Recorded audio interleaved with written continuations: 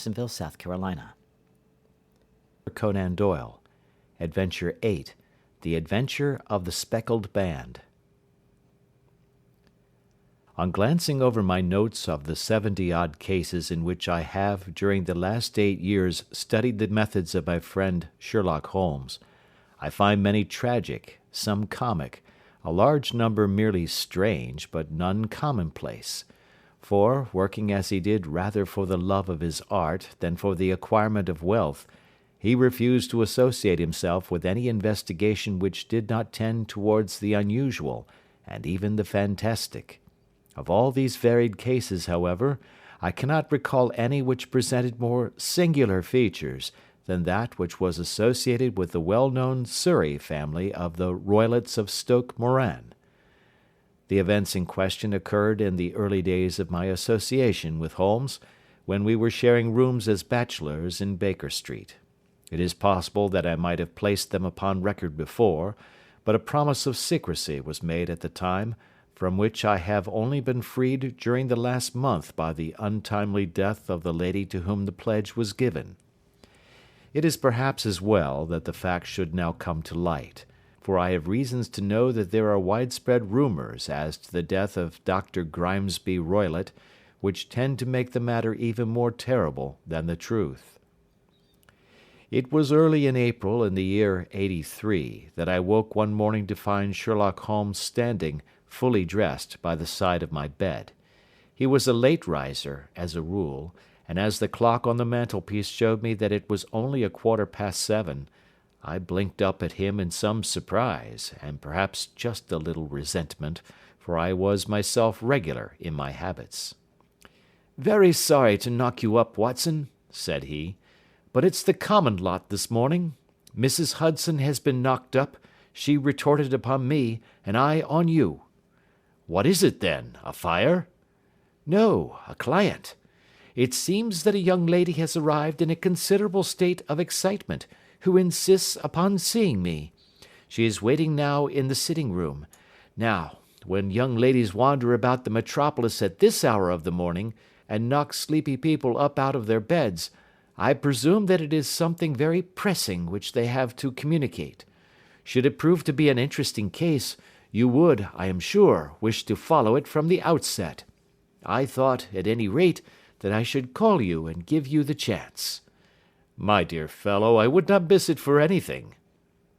I had no keener pleasure than in following Holmes in his professional investigations, and in admiring the rapid deductions, as swift as intuitions, and yet always founded on a logical basis with which he unravelled the problems which were submitted to him.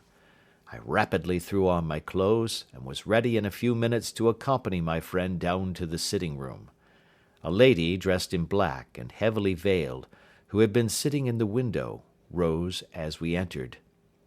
"Good morning, madam," said Holmes cheerily. "My name is Sherlock Holmes. This is my intimate friend and associate, Dr. Watson, before whom you can speak as freely as before myself. Ha! I am glad to see that Mrs. Hudson has had the good sense to light the fire. Pray draw up to it, and I shall order you a cup of hot coffee, for I observe that you are shivering." "It is not cold which makes me shiver," said the woman in a low voice, changing her seat as requested. "What then?" "It is fear, Mr. Holmes. It is terror." She raised her veil as she spoke, and we could see that she was indeed in a pitiable state of agitation, her face all drawn and grey, with restless, frightened eyes, like those of some hunted animal. Her features and figure were those of a woman of 30, but her hair was shot with premature grey, and her expression was weary and haggard. Sherlock Holmes ran her over with one of his quick, all-comprehensive glances. "You must not fear," said he, soothingly, bending forward and patting her forearm. "We shall soon set matters right, I have no doubt. You have come in by train this morning, I see." "You know me, then?" "No, but I observed the second half of a return ticket in the palm of your left glove. You must have started early, and yet you had a good drive in a dog-cart, along heavy roads, before you reached the station." The The lady gave a violent start and stared in bewilderment at my companion. "There is no mystery, my dear madam," said he, smiling. "The left arm of your jacket is spattered with mud in no less than 7 places. The marks are perfectly fresh. There is no vehicle save a dog-cart which throws up mud in that way, and then only when you sit on the left-hand side of the driver." "Whatever your reasons may be, you are perfectly correct," said she. "I started from home before 6, reached Leatherwood at 20 past, and came in by the first train to Waterloo. Sir, I can stand this strain no longer. I shall go mad if it continues. I have no one to turn to, none, save only one, who cares for me, and he, poor fellow, can be of little aid. I have heard of you, Mr. Holmes. I have heard of you from Mrs. Farintosh, whom you helped in the hour of her sore need. It was from her that I had your address. Oh, sir, do you not think that you could help me, too, and at least throw a little light through the dense darkness which surrounds me? At present, it is out of my power to reward you for your services, but in a month or 6 weeks I shall be married, with the control of my own income, and then at least you shall not find me ungrateful." Holmes turned to his desk, and, unlocking it, drew out a small case-book, which he consulted. "Farintosh," said he. "Ah, yes, I recall the case. It was concerned with an opal tiara. I think it was before your time, Watson. I can only say, madam, that I shall be happy to devote the same care to your case as I did to that of your friend. As to reward, my profession is its own reward, but you are at liberty to defray whatever expenses I may be put to at the time which suits you best. And now I beg that you will lay before us everything that may help us in forming an opinion upon the matter." "Alas," replied our visitor, "the very horror of my situation lies in the fact that my fears are so vague, and my suspicions depend so entirely upon small points, which might seem trivial to another, that even he to whom of all others I have a right to look for help and advice looks upon all that I tell him about it as the fancies of a nervous woman. He does not say so, but I can read it from his soothing answers and averted eyes. But I have heard, Mr. Holmes, that you can see deeply into the manifold wickedness of the human heart. You may advise me how to walk amid the dangers which encompass me." "I am all attention, madam." "My name is Helen Stoner, and I am living with my stepfather, who is the last survivor of one of the oldest Saxon families in England, the Roylotts of Stoke Moran, on the western border of Surrey." Holmes nodded his head. "The name is familiar to me," said he. "The family was at one time among the richest in England, and the estates extended over the borders into Berkshire in the north and Hampshire in the west. In the last century, however, 4 successive heirs were of a dissolute and wasteful disposition, and the family ruin was eventually completed by a gambler in the days of the Regency.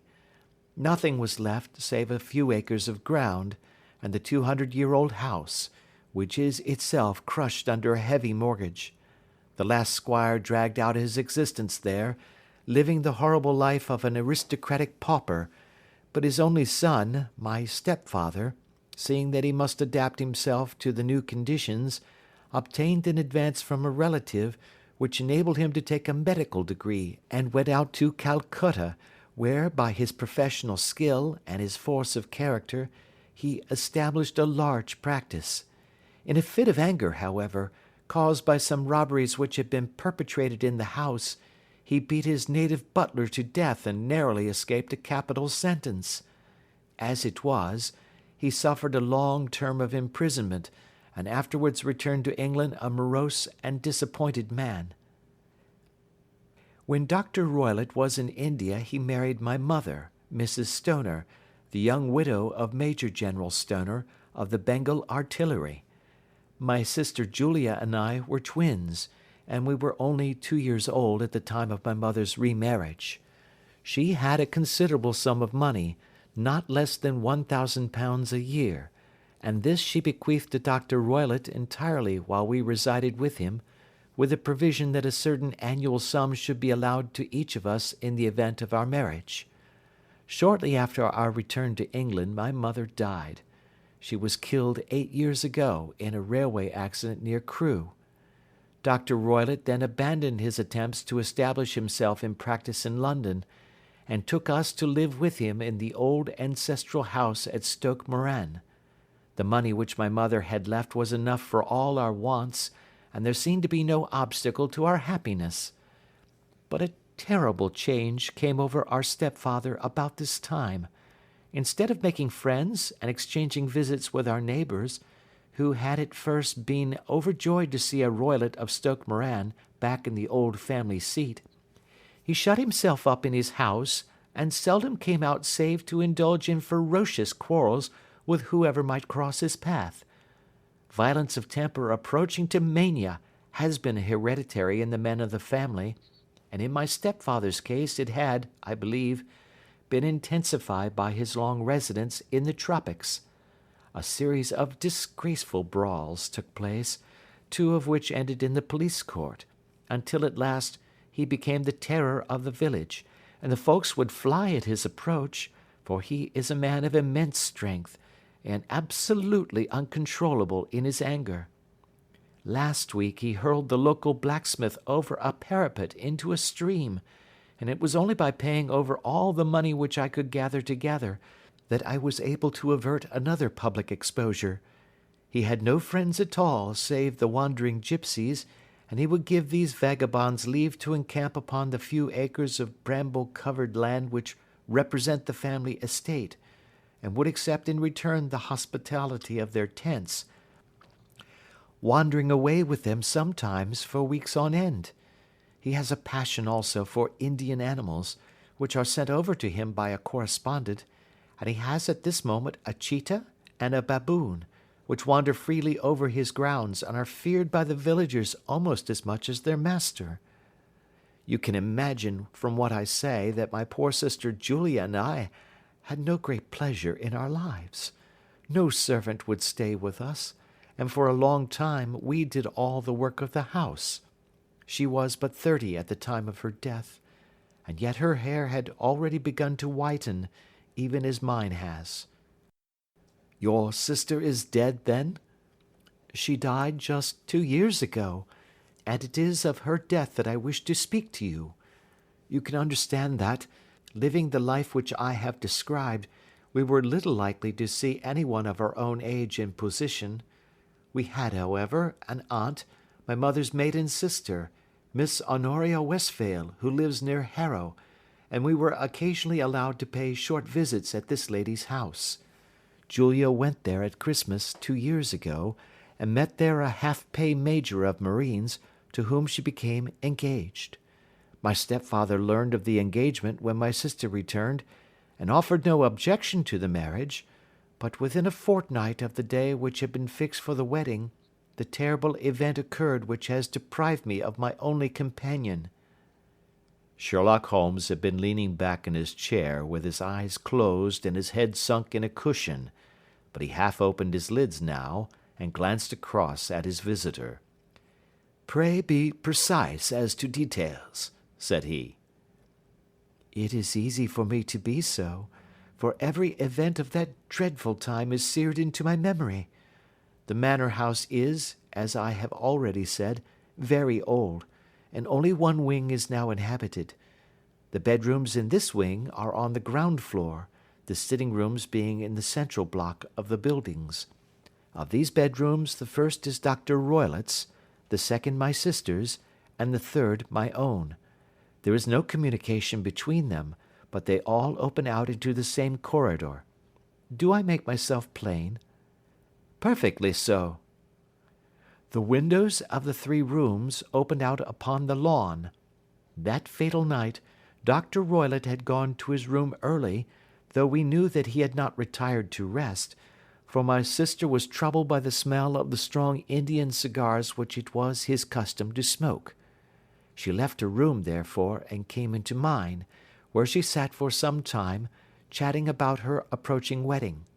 At 11 o'clock she rose to leave me, but she paused at the door and looked back. "Tell me, Helen," said she, "have you ever heard anyone whistle in the dead of the night?" "Never," said I. "I suppose that you could not possibly whistle yourself in your sleep?" "Certainly not. But why?" "Because during the last few nights I have always, about 3 in the morning, heard a low, clear whistle. I am a light sleeper, and it has awakened me. I cannot tell where it came from, perhaps from the next room, perhaps from the lawn. I thought that I would just ask you whether you had heard it." "No, I have not. It must be those wretched gypsies in the plantation." "Very likely, and yet if it were on the lawn, I wonder that you did not hear it also." "Ah, but I sleep more heavily than you." "Well, it is of no great consequence at any rate." She smiled back at me, closed my door, and a few moments later I heard her key turn in the lock.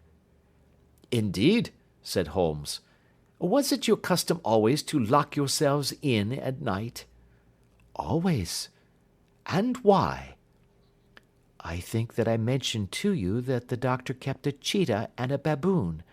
We had no feeling of security unless our doors were locked." "Quite so. Pray proceed with your statement."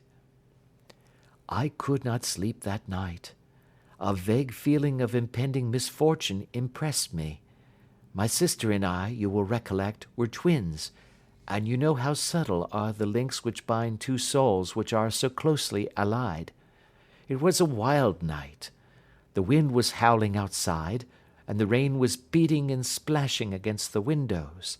Suddenly, amid all the hubbub of the gale, there burst forth the wild scream of a terrified woman. I knew that it was my sister's voice. I sprang from my bed, wrapped a shawl round me, and rushed into the corridor. As I opened my door I seemed to hear a low whistle, such as my sister described, and a few moments later a clanging sound, as if a mass of metal had fallen. As I ran down the passage my sister's door was unlocked, and revolved slowly upon its hinges. I stared at it horror-stricken, not knowing what was about to issue from it. By the light of the corridor lamp I saw my sister appear at the opening, her face blanched with terror, her hands groping for help, her whole figure swaying to and fro like that of a drunkard. I ran to her and threw my arms round her, but at that moment her knees seemed to give way, and she fell to the ground. She writhed as one who is in terrible pain, and her limbs were dreadfully convulsed. At first, I thought that she had not recognized me, but as I bent over her she suddenly shrieked out in a voice which I shall never forget, "Oh, my God, Helen! It was the band! The speckled band!"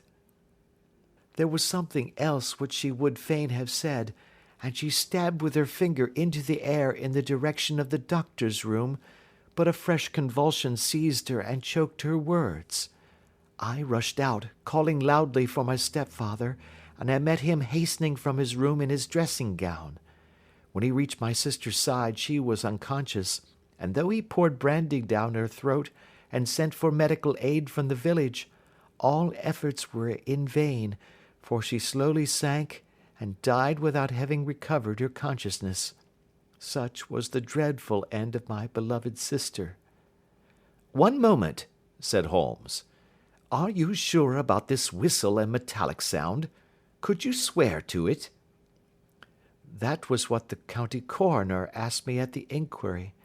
It is my strong impression that I heard it, and yet, among the crash of the gale and the creaking of an old house, I may possibly have been deceived." "Was your sister dressed?" "No, she was in her nightdress. In her right hand was found the charred stump of a match, and in her left a matchbox." "Showing that she had struck a light and looked about her when the alarm took place. That is important. And what conclusions did the coroner come to?" "He investigated the case with great care, for Dr. Roylott's conduct had long been notorious in the county, but he was unable to find any satisfactory cause of death." My evidence showed that the door had been fastened upon the inner side, and the windows were blocked by old-fashioned shutters with broad iron bars, which were secured every night. The walls were carefully sounded, and were shown to be quite solid all round, and the flooring was also thoroughly examined, with the same result. The chimney is wide, but is barred up by 4 large staples. It is certain, therefore, that my sister was quite alone when she met her end. Besides, there were no marks of any violence upon her. How about poison? The doctors examined her for it, but without success. What do you think that this unfortunate lady died of, then? It is my belief that she died of pure fear and nervous shock, though what it was that frightened her, I cannot imagine. Were there gipsies in the plantation at the time? Yes, there were nearly always some there. Ah, and what did you gather from this allusion to a band, a speckled band? Sometimes I have thought that it was merely the wild talk of delirium. Sometimes that it may have referred to some band of people, perhaps to these very gipsies in the plantation.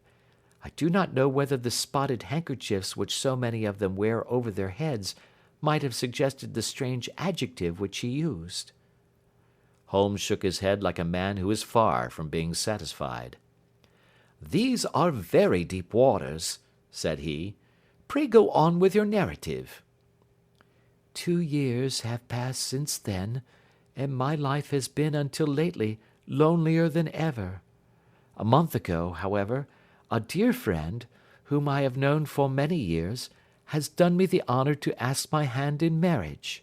His name is Armitage, Percy Armitage, the second son of Mr. Armitage of Crane Water, near Reading. My stepfather has offered no opposition to the match, and we are to be married in the course of the spring.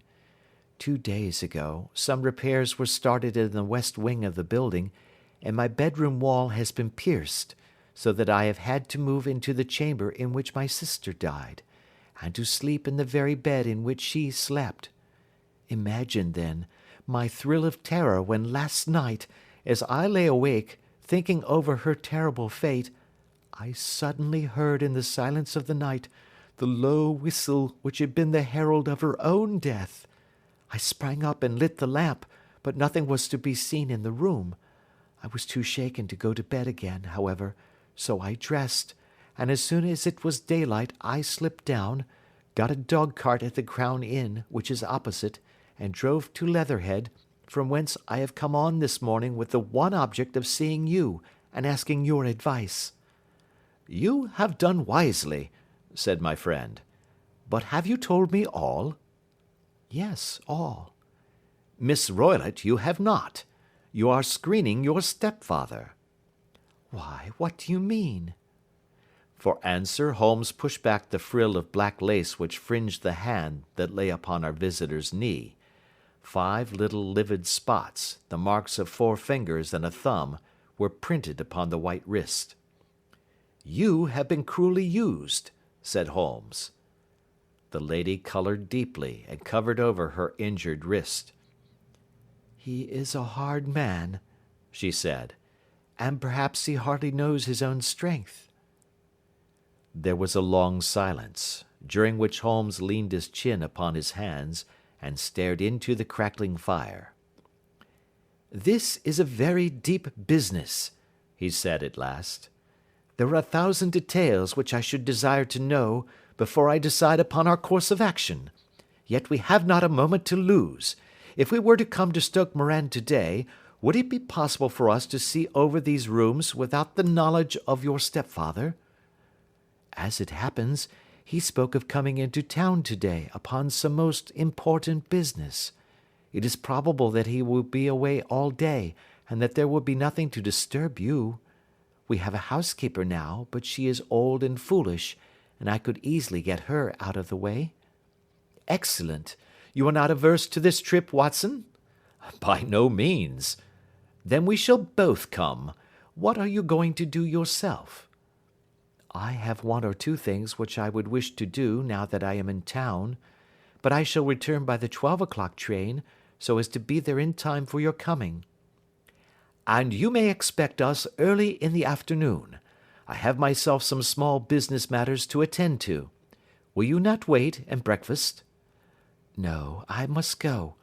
My heart is lightened already since I have confided my trouble to you.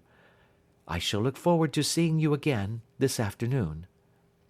She dropped her thick black veil over her face and glided from the room.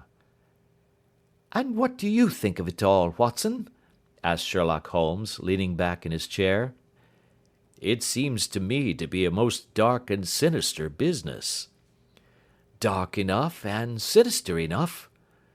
Yet if the lady is correct in saying that the flooring and walls are sound, and that the door, window, and chimney are impassable, then her sister must have been undoubtedly alone when she met her mysterious end. What becomes then of these nocturnal whistles, and what of the very peculiar words of the dying woman? I cannot think. When you combine the ideas of whistles at night, the presence of a band of gypsies who are on intimate terms with this old doctor, the fact that we have every reason to believe that the doctor has an interest in preventing his stepdaughter's marriage, the dying allusion to a band, and finally, the fact that Miss Helen Stoner heard a metallic clang, which might have been caused by one of those metal bars that secured the shutters falling back into its place, I think that there is good ground to think that the mystery may be cleared along those lines. But what then did the gypsies do? I cannot imagine. I see many objections to any such theory. And so do I. It is precisely for that reason that we are going to Stoke Moran this day. I want to see whether the objections are fatal, or if they may be explained away. But what in the name of the devil? The ejaculation had been drawn from my companion by the fact that our door had been suddenly dashed open, and that a huge man had framed himself in the aperture. His costume was a peculiar mixture of the professional and of the agricultural, having a black top hat, a long frock coat, and a pair of high gaiters, with a hunting crop swinging in his hand. So tall was he that his hat actually brushed the crossbar of the doorway, and his breadth seemed to span it across from side to side. A large face, seared with 1,000 wrinkles, burned yellow with the sun, and marked with every evil passion, was turned from one to the other of us, while his deep-set, bile-shot eyes, and his high, thin, fleshless nose gave him somewhat the resemblance to a fierce old bird of prey. "Which of you is Holmes?" asked this apparition. "My name, sir, but you have the advantage of me," said my companion quietly. "I am Dr. Grimesby Roylott of Stoke Moran." "Indeed, doctor," said Holmes blandly. "Pray take a seat." "I will do nothing of the kind. My stepdaughter has been here. I have traced her. What has she been saying to you?" "It is a little cold for the time of the year," said Holmes. "What has she been saying to you?" cried the old man furiously. "But I have heard that the crocuses promise well," continued my companion imperturbably. "Ha! You put me off, do you?" said our new visitor, taking a step forward and shaking his hunting crop. "I know you, you scoundrel. I have heard of you before. You are Holmes the meddler." My friend smiled. "Holmes the busybody." His smile broadened. "Holmes the Scotland Yard Jack-in-Office." Holmes chuckled heartily. "Your conversation is most entertaining," said he. "When you go out, close the door, for there is a decided draught." "I will go when I have said my say. Don't you dare to meddle with my affairs. I know that Miss Stoner has been here. I traced her. I am a dangerous man to fall foul of. See here." He stepped swiftly forward, seized the poker, and bent it into a curve with his huge brown hands. "See that you keep yourself out of my grip," he snarled, and hurling the twisted poker into the fireplace, he strode out of the room. "He seems a very amiable person," said Holmes, laughing. "Ha, ha! I am not quite so bulky, but if he had remained I might have shown him that my grip was not much more feeble than his own." As he spoke he picked up the steel poker and, with a sudden effort, straightened it out again. "Fancy his having the insolence to confound me with the official detective force! This incident gives zest to our investigation, however, and I only trust that our little friend will not suffer from her imprudence in allowing this brute to trace her. And now, Watson, we shall order breakfast, and afterwards I shall walk down to Doctors' Commons, where I hope to get some data which may help us in this matter." It was nearly 1 o'clock when Sherlock Holmes returned from his excursion. He held in his hand a sheet of blue paper, scrawled over with notes and figures. "I have seen the will of the deceased wife," said he. "To determine its exact meaning I have been obliged to work out the present prices of the investments with which it is concerned. The total income, which at the time of the wife's death was little short of £1,100, is now, through the fall in agricultural prices, not more than £750. Each daughter can claim an income of £250 in case of marriage. It is evident, therefore, that if both girls had married, this beauty would have been a mere pittance, while even one of them would cripple him to a very serious extent. My morning's work has not been wasted, since it has proved that he has the very strongest motives for standing in the way of anything of the sort. And now, Watson, this is too serious for dawdling, especially as the old man is aware that we are interesting ourselves in his affairs. So if you are ready, we shall call a cab and drive to Waterloo. I should be very much obliged if you would slip your revolver into your pocket. An Ely's No. 2 is an excellent argument with gentlemen who can twist steel pokers into knots. That and a toothbrush are, I think, all that we need."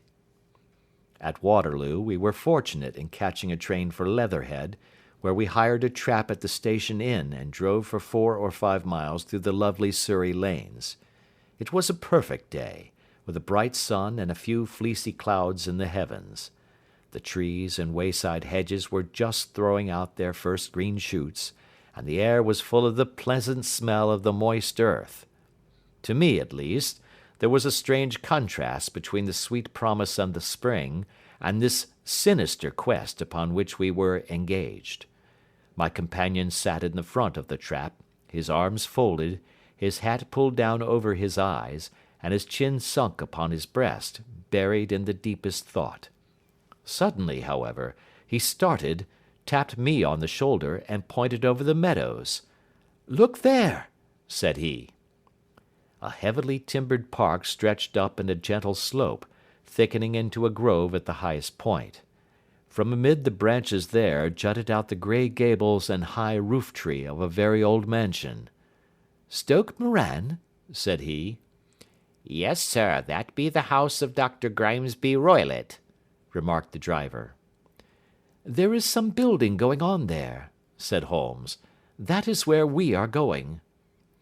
"There's the village," said the driver, pointing to a cluster of roofs some distance to the left. "But if you want to get to the house, you'll find it shorter to get over this stile and so by the footpath over the fields. There it is, where the lady is walking." "And the lady, I fancy, is Miss Stoner," observed Holmes, shading his eyes. "Yes, I think we had better do as you suggest." We got off, paid our fare, and the trap rattled back on its way to Leatherhead. "I thought it as well," said Holmes as we climbed the stile, "that this fellow should think we had come here as architects, or on some definite business. It may stop his gossip. Good afternoon, Miss Stoner. You see that we have been as good as our word." Our client of the morning had hurried forward to meet us with a face which spoke her joy. "I have been waiting so eagerly for you," she cried, shaking hands with us warmly. "All has turned out splendidly. Dr. Roylott has gone to town, and it is unlikely that he will be back before evening."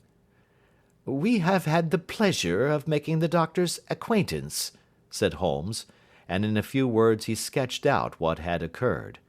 Miss Stoner turned white to the lips as she listened. "Good heavens!" she cried. "He has followed me, then?" "So it appears." "He is so cunning that I never know when I am safe from him. What will he say when he returns?" "He must guard himself, for he may find that there is someone more cunning than himself upon his track. You must lock yourself up from him tonight. If he is violent, we shall take you away to your aunt's at Harrow. Now, we must make the best use of our time, so kindly take us at once to the rooms which we are to examine." The building was of grey, lichen-blotched stone, with a high central portion and two curving wings, like the claws of a crab, thrown out on each side. In one of these wings the windows were broken and blocked with wooden boards, while the roof was partly caved in, a picture of ruin. The central portion was in little better repair, but the right-hand block was comparatively modern, and the blinds in the windows, with the blue smoke curling up from the chimneys, showed that this was where the family resided. Some scaffolding had been erected against the end wall, and the stonework had been broken into, but there were no signs of any workmen at the moment of our visit. Holmes walked slowly up and down the ill-trimmed lawn, and examined with deep attention the outsides of the windows. "This, I take it, belongs to the room in which you used to sleep, the centre one to your sister's, and the one next to the main building to Dr. Roylott's chamber?" "Exactly so, but I am now sleeping in the middle one." "Pending the alterations, as I understand. By the way, there does not seem to be any very pressing need for repairs at that end wall." "There were none. I believe that it was an excuse to move me from my room." "Ah, that is suggestive. Now, on the other side of this narrow wing runs the corridor from which these three rooms open. There are windows in it, of course."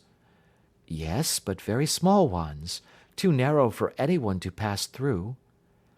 "As you both locked your doors at night, your rooms were unapproachable from that side. Now, would you have the kindness to go into your room and bar your shutters?" Miss Stoner did so, and Holmes, after a careful examination through the open window, endeavoured in every way to force the shutter open, but without success. There was no slit through which a knife could be passed to raise the bar. Then with his lens he tested the hinges, but they were of solid iron, built firmly into the massive masonry. Said he, scratching his chin in some perplexity. "My theory certainly presents some difficulties. No one could pass these shutters if they were bolted. Well, we shall see if the inside throws any light upon the matter." A small side door led into the whitewashed corridor from which the three bedrooms opened. Holmes refused to examine the third chamber, so he passed at once to the second, that in which Miss Stoner was now sleeping, and in which her sister had met with her fate. It was a homely little room, with a low ceiling and a gaping fireplace, after the fashion of old country houses. A brown chest of drawers stood in one corner, a narrow white counterpaned bed in another, and a dressing table on the left-hand side of the window. These articles, with two small wickerwork chairs, made up all the furniture in the room save for a square of Wilton carpet in the centre. The boards round and the panelling of the walls were of brown, worm-eaten oak, so old and discoloured that it may have dated from the original building of the house. Holmes drew one of the chairs into a corner and sat silent, while his eyes travelled round and up and down, taking in every detail of the apartment. "Where does that bell communicate with?" he asked at last, pointing to a thick bell-rope which hung down beside the bed, the tassel actually lying upon the pillow. "It goes to the housekeeper's room." "It looks newer than the other things?" "Yes, it was only put there a couple of years ago." "Your sister asked for it, I suppose?" "No. I never heard of her using it. We used always to get what we wanted for ourselves." "Indeed! It seemed unnecessary to put so nice a bell-pull there. You will excuse me for a few minutes while I satisfy myself as to this floor." He threw himself down upon his face with his lens in his hand, and crawled swiftly backward and forward, examining minutely the cracks between the boards. Then he did the same with the woodwork with which the chamber was panelled. Finally he walked over to the bed, and spent some time in staring at it, and in running his eye up and down the wall. Finally he took the bell rope in his hand and gave it a brisk tug. "Why, it's a dummy," said he. "Won't it ring?" "No, it is not even attached to a wire. This is very interesting. You can see now that it is fastened to a hook, just above where the little opening for the ventilator is." "How very absurd! I never noticed that before." "Very strange," muttered Holmes, pulling at the rope. "There are one or two very singular points about this room. For example, what a fool a builder must be to open a ventilator into another room, when with the same trouble he might have communicated with the outside air." "That is also quite modern," said the lady. "Done about the same time as the bell rope," remarked Holmes. "Yes, there were several little changes carried out about that time." "They seem to have been of a most interesting character, dummy bell ropes and ventilators which do not ventilate. With your permission, Miss Stoner, we shall now carry our researches into the inner apartment." Dr. Grimesby Roylott's chamber was larger than that of his stepdaughter, but was as plainly furnished. A camp bed, a small wooden shelf full of books, mostly of a technical character, an armchair beside the bed, a plain wooden chair against the wall, a round table, and a large iron safe were the principal things which met the eye. Holmes walked slowly round and examined each and all of them with the keenest interest. "What's in here?" he asked, tapping the safe. "My stepfather's business papers." "Oh, you have seen inside, then?" "Only once, some years ago. I remember that it was full of papers." "There isn't a cat in it, for example?" "No. What a strange idea." "Well, look at this." He took up a small saucer of milk which stood on the top of it. "No, we don't keep a cat, but there is a cheetah and a baboon." "Ah, yes, of course. Well, a cheetah is just a big cat, and yet a saucer of milk does not go very far in satisfying its wants, I dare say. There is one point which I should wish to determine."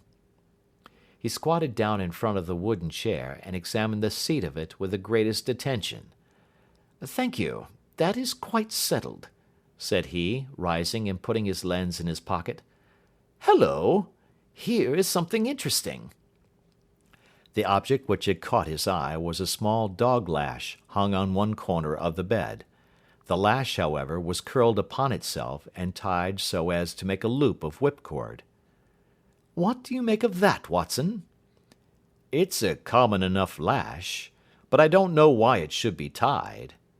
"That is not quite so common, is it? Ah me!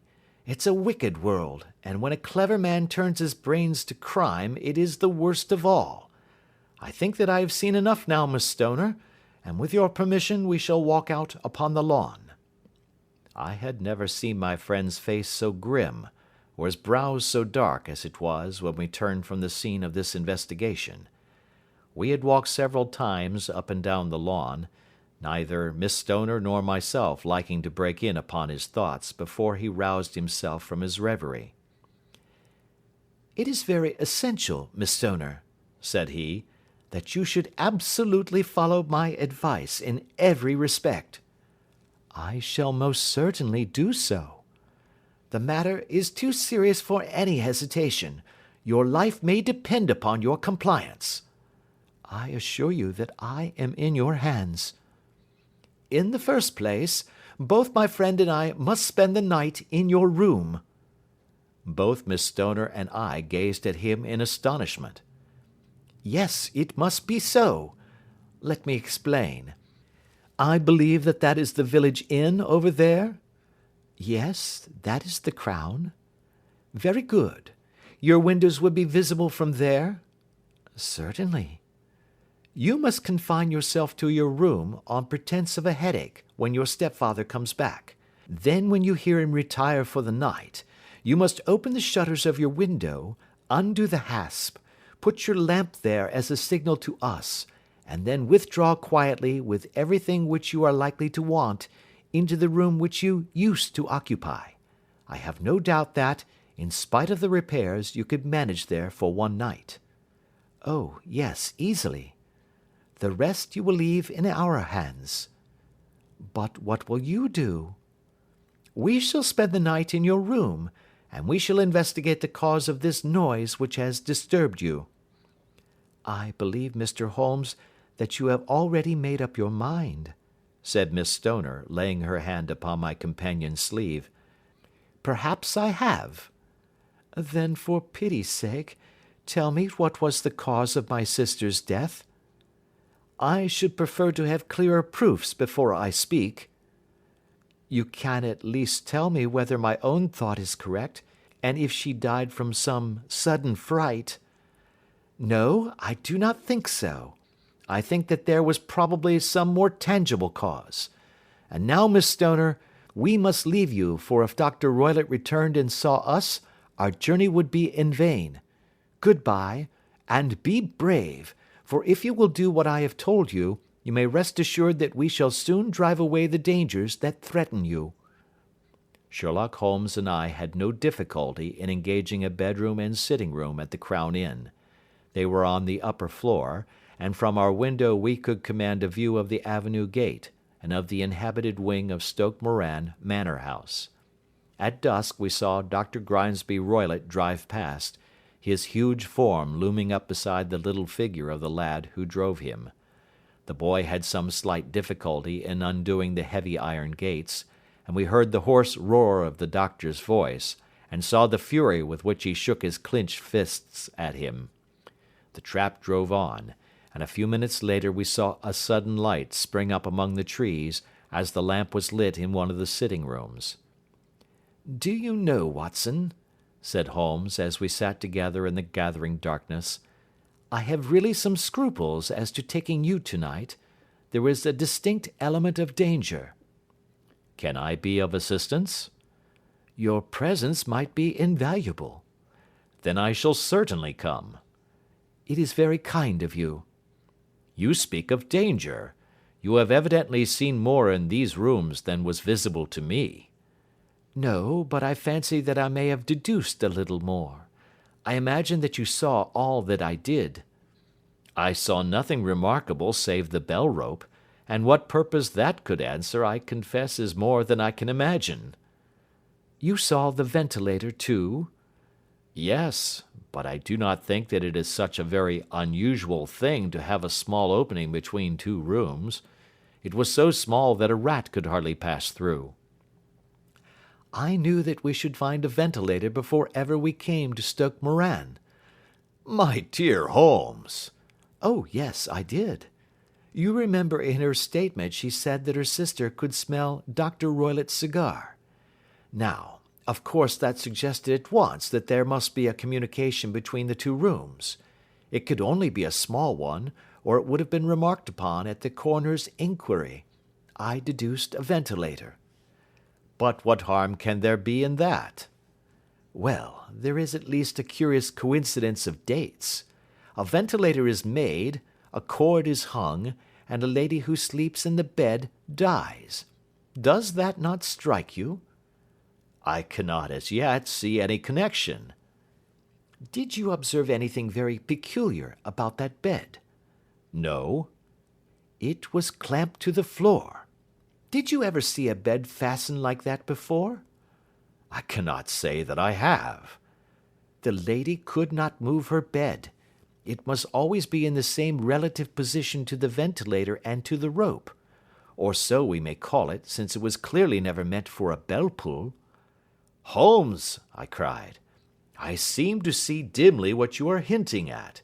We are only just in time to prevent some subtle and horrible crime." "Subtle enough, and horrible enough. When a doctor does go wrong he is the first of criminals. He has nerve and he has knowledge. Palmer and Pritchard were among the heads of their profession. This man strikes even deeper, but I think, Watson, that we shall be able to strike deeper still. Yet we shall have horrors enough before the night is over. For goodness' sake, let us have a quiet pipe, and turn our minds for a few hours to something more cheerful." About 9 o'clock the light among the trees was extinguished, and all was dark in the direction of the manor house. 2 hours passed slowly away, and then suddenly, just at the stroke of 11, a single bright light shone out right in front of us. "That is our signal," said Holmes, springing to his feet. "It comes from the middle window." As we passed out he exchanged a few words with the landlord, explaining that we were going on a late visit to an acquaintance, and that it was possible that we might spend the night there. A moment later we were out on the dark road, a chill wind blowing in our faces, and one yellow light twinkling in front of us through the gloom, to guide us on our sombre errand. There was little difficulty in entering the grounds, for unrepaired breaches gaped in the old park wall. Making our way among the trees, we reached the lawn, crossed it, and were about to enter through the window when out from a clump of laurel bushes there darted what seemed to be a hideous and distorted child, who threw itself upon the grass with writhing limbs and then ran swiftly across the lawn into the darkness. "My God!" I whispered. "Did you see it?"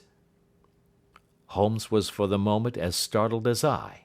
His hand closed like a vice upon my wrist in his agitation. Then he broke into a low laugh and put his lips to my ear. "It is a nice household," he murmured. "That is the baboon." I had forgotten the strange pets which the doctor affected.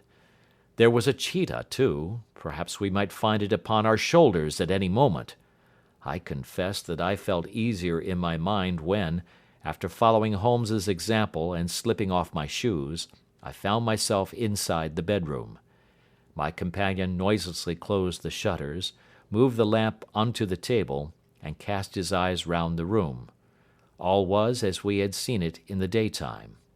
Then creeping up to me and making a trumpet of his hand, he whispered into my ear again so gently that it was all that I could do to distinguish the words. "The least sound would be fatal to our plans." I nodded to show that I had heard. "We must sit without light. He would see it through the ventilator." I nodded again. "Do not go asleep. Your very life may depend upon it. Have your pistol ready in case we should need it. I will sit on the side of the bed, and you in that chair." I took out my revolver and laid it on the corner of the table. Holmes had brought up a long, thin cane, and this he placed upon the bed beside him. By it he laid the box of matches and the stump of a candle. Then he turned down the lamp, and we were left in darkness. How shall I ever forget that dreadful vigil?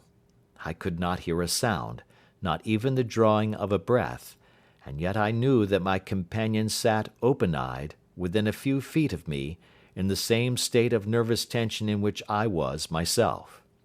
The shutters cut off the least ray of light, and we waited in absolute darkness. From outside came the occasional cry of a night bird, and once at our very window a long-drawn cat-like whine, which told us that the cheetah was indeed at liberty.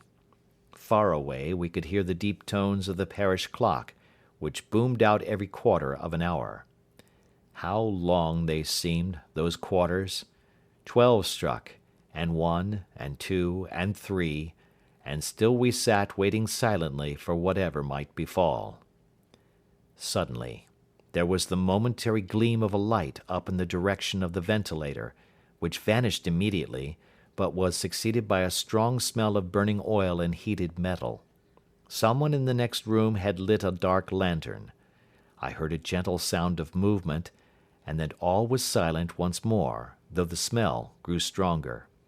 For half an hour I sat with straining ears. Then suddenly another sound became audible, a very gentle, soothing sound, like that of a small jet of steam escaping continually from a kettle. The instant that we heard it, Holmes sprang from the bed, struck a match, and lashed furiously with his cane at the bell pull. "You see it, Watson?" he yelled. "You see it?"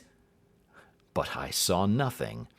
At the moment when Holmes struck the light, I heard a low, clear whistle, but the sudden glare flashing into my weary eyes made it impossible for me to tell what it was at which my friend lashed so savagely. I could, however, see that his face was deadly pale and filled with horror and loathing. He had ceased to strike and was gazing up at the ventilator, when suddenly there broke from the silence of the night the most horrible cry to which I have ever listened. It swelled up louder and louder, a hoarse yell of pain and fear and anger all mingled in the one dreadful shriek. They say that away down in the village, and even in the distant parsonage, that cry raised the sleepers from their beds. It struck cold to our hearts, and I stood gazing at Holmes, and he at me, until the last echoes of it had died away into the silence from which it rose. "What can it mean?" I gasped. "It means that it is all over," Holmes answered. "And perhaps, after all, it is for the best. Take your pistol and we will enter Dr. Roylott's room."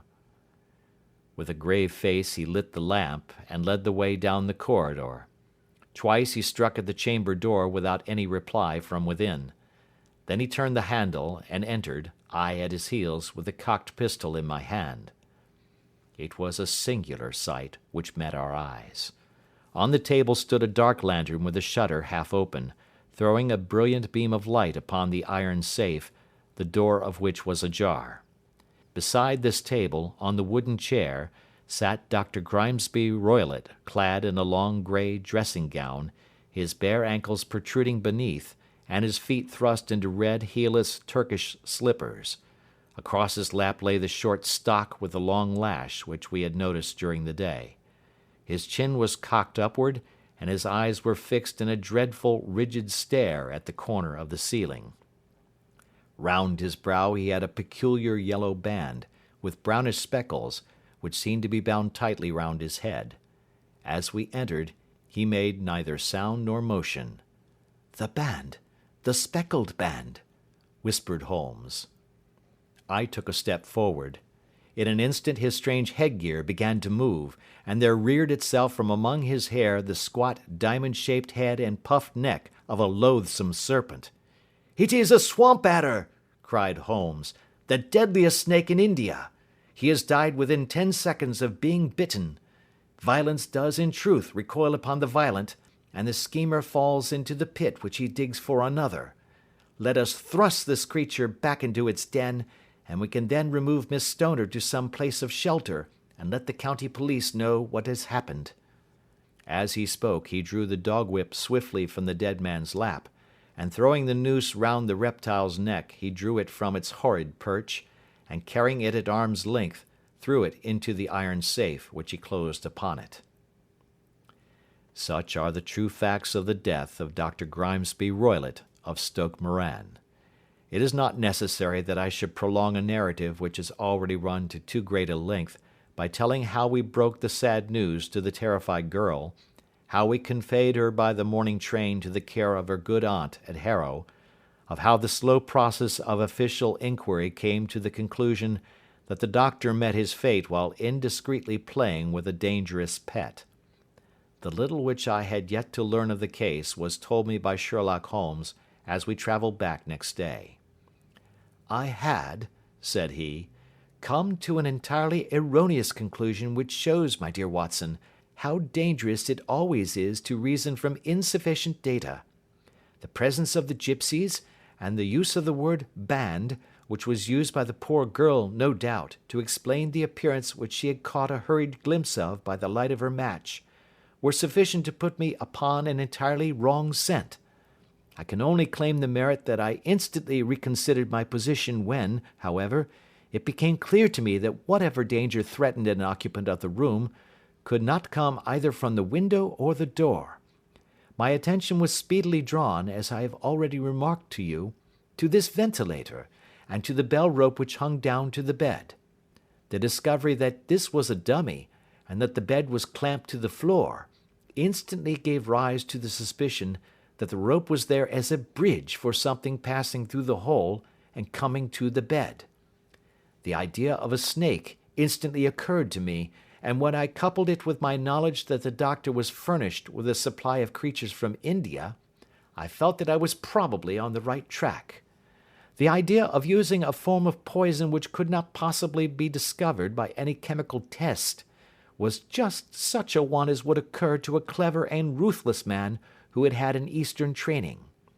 The rapidity with which such a poison would take effect would also, from his point of view, be an advantage.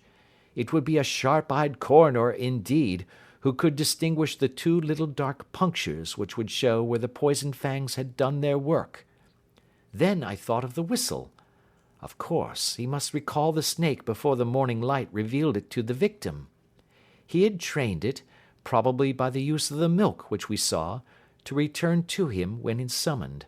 He would put it through this ventilator at the hour that he thought best, with the certainty that it would crawl down the rope and land on the bed. It might or might not bite the occupant. Perhaps she might escape every night for a week, but sooner or later she must fall a victim. I had come to these conclusions before ever I had entered his room. An inspection of his chair showed me that he had been in the habit of standing on it, which of course would be necessary in order that he should reach the ventilator. The sight of the safe, the saucer of milk, and the loop of whipcord were enough to finally dispel any doubts which may have remained. The metallic clang heard by Miss Stoner was obviously caused by her stepfather hastily closing the door of his safe upon its terrible occupant. Having once made up my mind, you know the steps which I took in order to put the matter to the proof. I heard the creature hiss, as I have no doubt that you did also, and I instantly lit the light and attacked it. With the result of driving it through the ventilator. And also with the result of causing it to turn upon its master at the other side. Some of the blows of my cane came home and roused its snakish temper, so that it flew upon the first person it saw. In this way I am no doubt indirectly responsible for Dr. Grimesby Roylott's death, and I cannot say that it is likely to weigh very heavily upon my conscience. End of Adventure 8.